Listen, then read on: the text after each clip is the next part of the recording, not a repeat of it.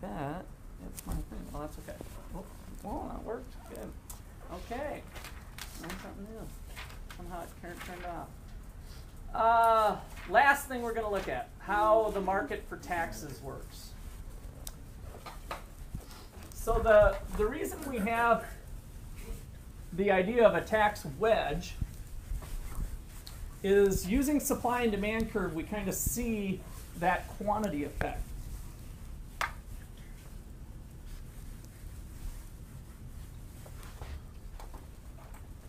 Okay, so let's start off with effects of tax in the market. And we're going to look at the two markets we've already studied. One being the labor market. Back from chapter 6, where we're measuring labor hours. And we had a labor supply and labor demand curve. Looks something like that. We said that market forces are going to have this level of hours being worked at some sort of average wage. Let's just say $18 an hour.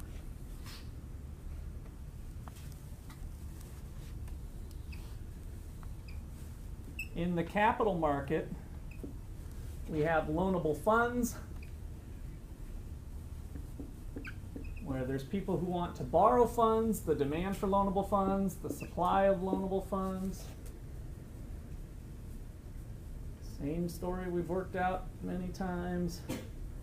Some sort of interest rate, let's say it's 5%, gets determined in the market.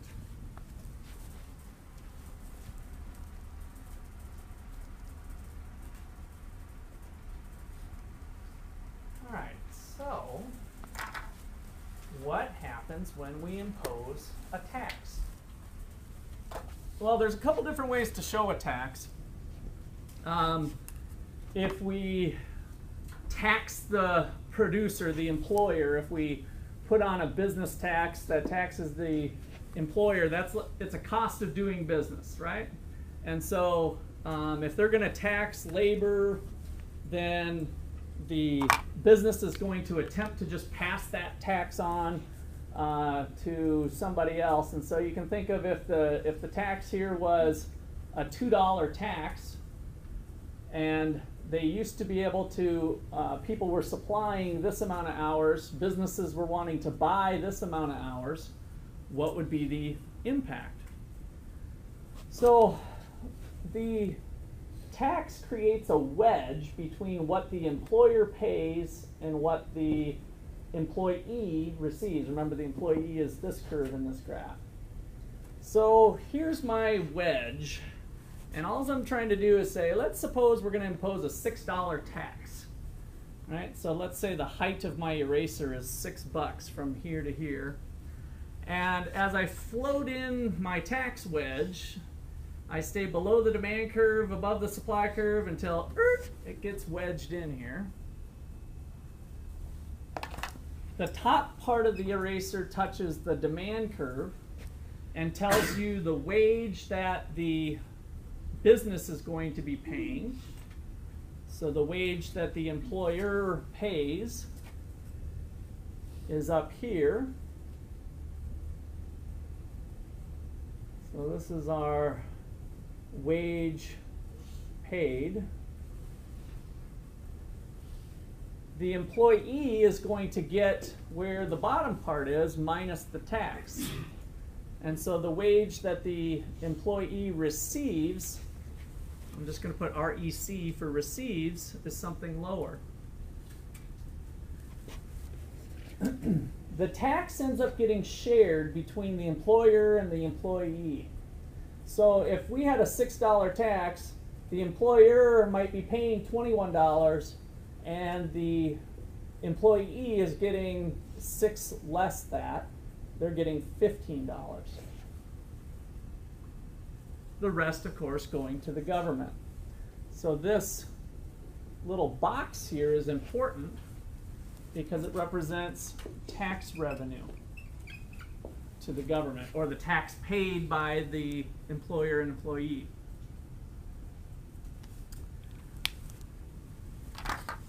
The Laffer effect is captured here. When the employee, or the employer, faces higher employment costs, they don't hire as many people, right? And so there's a quantity effect. The amount of employment being offered after the tax, let's call it LT, is something less than where it was before. Prices go up, people buy less. In this case, it's the employer buying labor hours. They're going to buy less. And so this is the quantity effect. And that's a big one. That's part of what the fair tax plays on as well, is that if we get rid of the income tax, we're going to have more people working. There's going to be more hours being worked. We've kind of freed up some resources.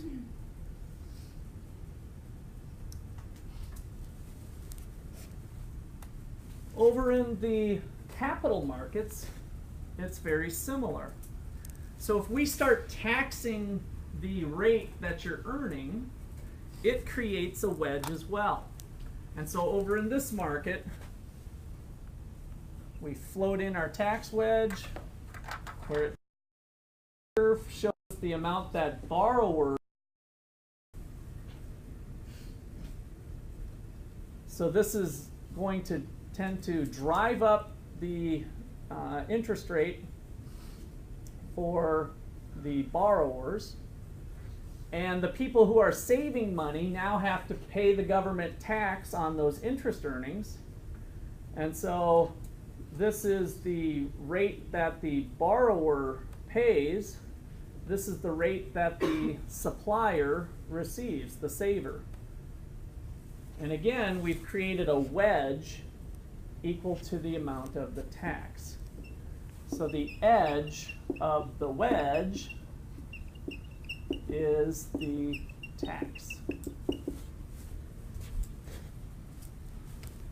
The area of the box is money collected by the government again. Your textbook has good pictures of this. You guys will see this if you haven't already on the homework problems. That is the tax wedge. Most important thing here, from an economist perspective that cares about the resource base that's available to make stuff, is loanable funds have gone down. Now that, on the face of it, if you guys hadn't taken this class already, might say, well, maybe people shouldn't be doing so much borrowing anyway. But the driving force here is investment, the amount of tractors, the amount of buildings, the amount of machines, the tools. Other physical capital is less. And so loanable funds after the tax is less, and there's this quantity effect again.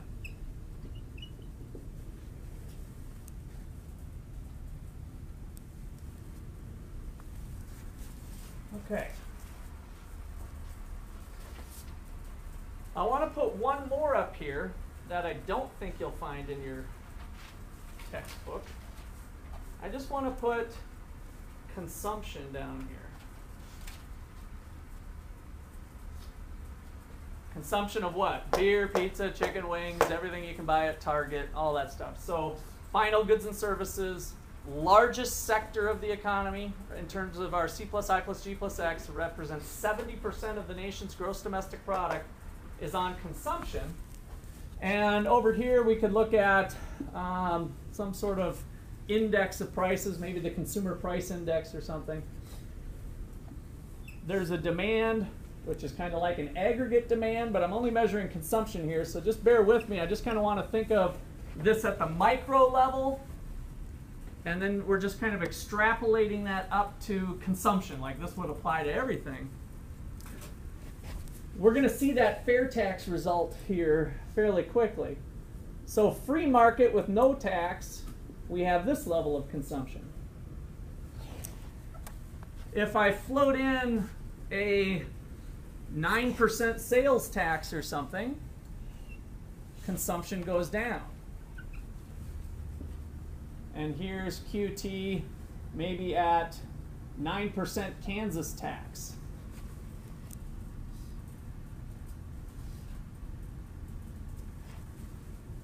And this is not going to be drawn to scale, but the fair tax says, let's get rid of these, right? Let's get rid of the income tax, which is going to cause us to have more labor hours in our bucket of labor, more capital in our capital bucket. So we're going to have this quantity effect reverse directions and put that into a big tax at that 23% level. Again, causing the quantity of consumption to fall. But I'm not worried about people in the United States going hungry. They're still going to buy necessities, buy food, live their lives, probably happy lives. And we'd have a bigger tax, reducing consumption. That's the trade-off. We get rid of the Twinkies, beer, and excesses of consumption, replace them with resources. Just a general twist, a subtle twist, all along collecting the same amount of tax revenues that we did before because it's budget neutral. We're just collecting taxes in a different way. Karen? So the orange line was just like right now what we pay? Like Yeah. Go to the register? Yep. So Prescott, in his theory, estimated that the consumption tax, when you not only add sales tax, but also add some of the taxes that are buried into like businesses, indirect business taxes and stuff, was about 13%. And so then we're talking about, yes, making it bigger. Kate? So you said if the fair tax didn't go into place, though, that 23% could fluctuate. So what if that 20% like got to a point where people weren't willing to pay that anymore? It's not that it could fluctuate. It probably would be open for fluctuation depending on how it was set into place. So right now, I erased them already, but all the tax rates can be changed by Congress, right? So we we pass a law to increase the taxes, decrease the taxes. So something like that could still be done with the 23%. So where the 23% came from is that it was estimated that that would be enough money to cover current spending. In other words, we basically have a balanced budget if we did, or replace, we should be a little careful. I believe it says we'll replace the tax revenue that's currently being collected at that amount. But if we still continue to spend money more than we collect, then we have two choices. We either cut back on spending or we bump that tax rate from 23% to 23.5% or 24%. So unfortunately, we can't really get away from the discretionary part, but what we can do is make it more transparent and be able to, in theory, collect the same amount of money that we do with the convoluted system. Okay, anything else? All right. Well, that's it for 13. Let's do a little bit of review for the final. What's all going to be on the test? Well, we left off with exchange rates. Chapter 9. So we got 9, 10, 11, 12, 13. I think I got some good news for you.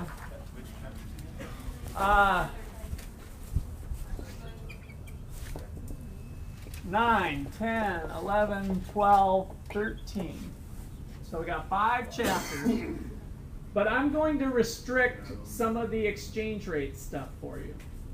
So some act of benevolence or something, I don't know what overcame me, but I'm not going to throw it out altogether, but because I want you guys to know some of that. But here's what I want. What I'm telling you now is the stuff that you need to know to study to keep your studies focused around for the final. So for chapter 9, I want you to know about appreciation and depreciation.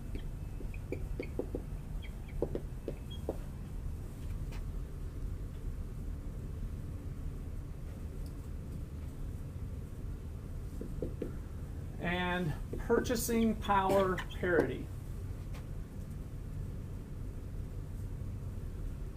So appreciation and depreciation and purchasing power parity.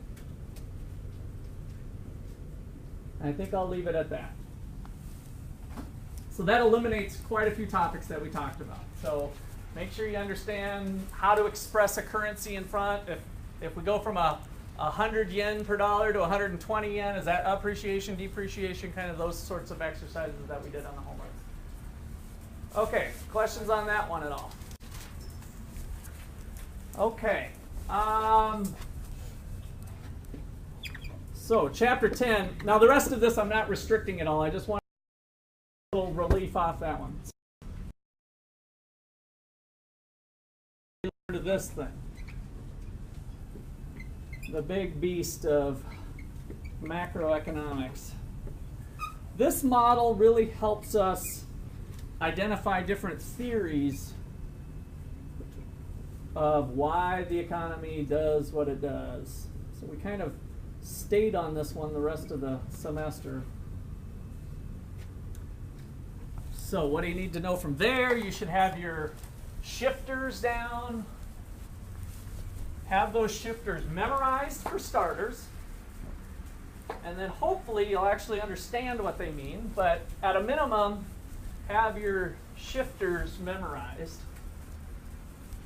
So let me just put on here shifters.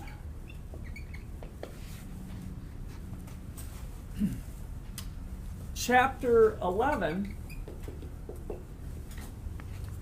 we got into the multipliers. Shifters. Okay. Only one T. Yeah, 1, 2. Well, yeah, that's kind of true. Isn't it? Shifters. All right, shifters. In chapter 11, we got into the spending multipliers.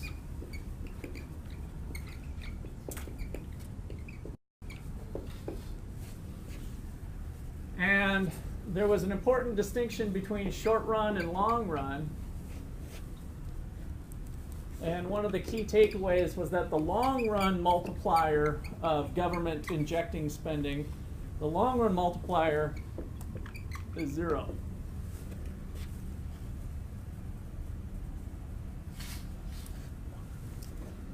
This was the model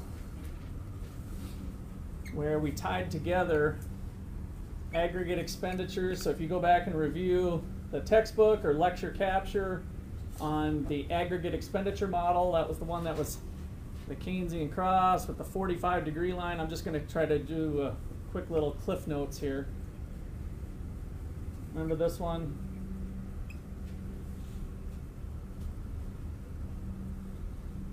All right.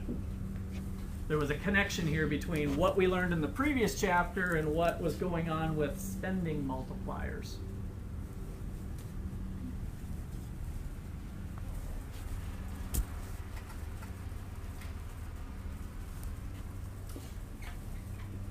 Chapter 12. We got into inflation stuff and rational expectations.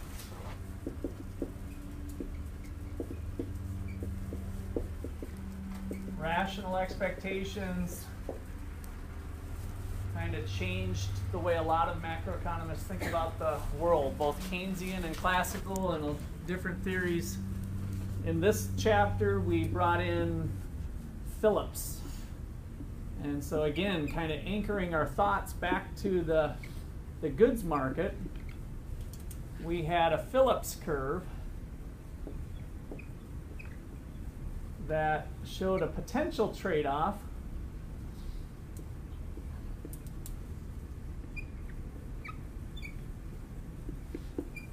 between inflation and unemployment. Have memorized for the test that these two cross at the expected level of inflation and the natural rate of unemployment. And then we went through some examples of how we get off of that when we have unanticipated changes in the economy. Unexpected things happen. We screwed up. We overestimated demand or we underestimated demand. And those screw-ups is what causes there to be this potential trade-off between unemployment and inflation. So this was the Phillips curve.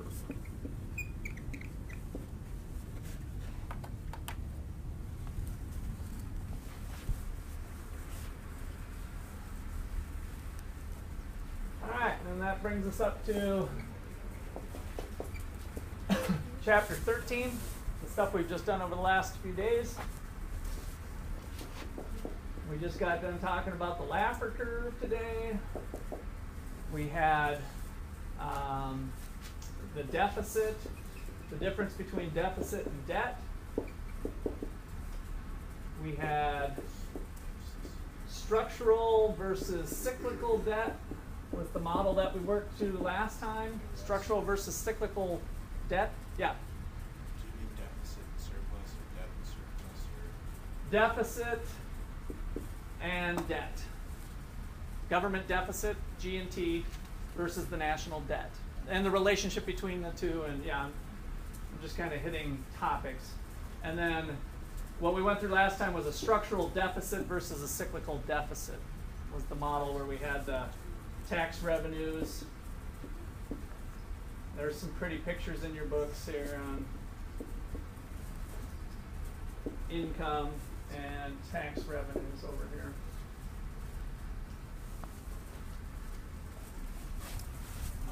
Also, fair game for the test would be some fair tax issues, mostly just the basics, but you guys did your projects on it, so there could be some fair tax,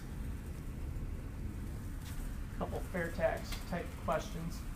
What kind of questions would you Just on the basics, not in any of the subtopics since nobody, but on the basic overview, the 23% stuff that we've been talking about, is kind of the main concept of it. Are you going to send out like a short answer? Yes, I'll send out another sheet for you. Got the evaluations, last 5 minutes.